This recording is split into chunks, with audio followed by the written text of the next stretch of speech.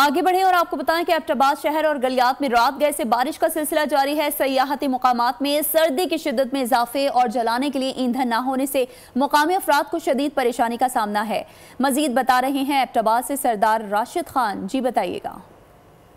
एबटाबाद में जो गुज़श्ता रात से जो हल्की बारिश का सिलसिला शुरू हुआ था, इस वक्त भी बारिश का सिलसिला जारी है। हल्की बारिश हो रही है। एबटाबाद का मौसम खुशगवार हो चुका है। लोगों ने गर्म मलबूसात जो है वो पहनना दोबारा शुरू कर दिए हैं। अगर बात की जाए एबटाबाद के सियाती मकामात, नथिया गली, डूंगा गली, अयूबिया, छंगला गली, खानसपुर और ठंडियानी के पहाड़ों पर जो है वहाँ पर भी जो है कल दिन से जो है बारिश का सिलसिला शुरू हुआ था, इस वक्त भी जारी है। और वहाँ पर जो है सियाती मकामात हैं, दही इलाके हैं, पहाड़ी इलाके होने की वजह से वहाँ पर जो सर्दी की शिद्दत में खासा इजाफा हो चुका है। मकामी अफराद को जो है ईंधन, जो घरों में ईंधन इस्तेमाल करते हैं, लकड़ियाँ ना होने की वजह से उनको भी शदीद परेशानी का सामना करना पड़ रहा है। और बिजली का भी तवील जो है वो ब्रेक डाउन है।